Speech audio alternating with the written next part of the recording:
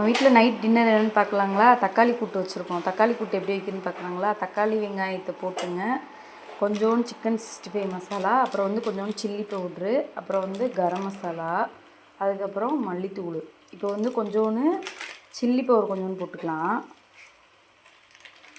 அதுக்கடுத்து தனி மிளகாத்தூள், அதுக்கடுத்து கரம் மசாலா லைட்டாக போட்டுக்கலாம். கரம் மசாலா 1/2 ஸ்பூனு, தனி மிளகாத்தூள் 1 ஸ்பூன், சிக்கன் பொடி பார்த்திங்கன்னா 65 பொடி அது ஒரு ஸ்பூன் போட்டுக்கோங்க. அதுக்கப்புறம் மல்லித்தூள் பார்த்திங்கன்னா ஒரு 2 ஸ்பூன் போட்டுக்கோங்க.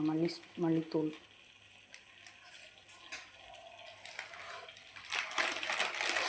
போட்டுக்கலாங்களா? அதுக்கப்புறம் பார்த்திங்கன்னா குழம்பு மிளகாத்தூள் வீட்டில் அரைச்சதுங்க, அது வந்து பார்த்திங்கன்னா ஒரு 2 ஸ்பூன் போட்டுக்கலாங்க.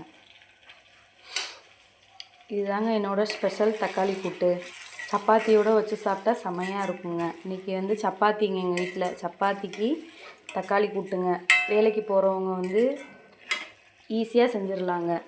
2 பூண்டு போட்டுக்கோங்க, ஒரு பெரிய வெங்காயங்க, 5 தக்காளிங்க, 2 பூண்டுங்க, அப்புறம் போட்டு எல்லா மசாலையும் போட்டு நல்லா வதக்கிட்டுங்க, நல்லா கொத்தமல்லி போட்டு தூவி சப்பாத்தி வச்சு சாப்பிட்டிங்கன்னா செம்ம டேஸ்ட்டாக இருக்குங்க. ட்ரை பண்ணி பாருங்கள்.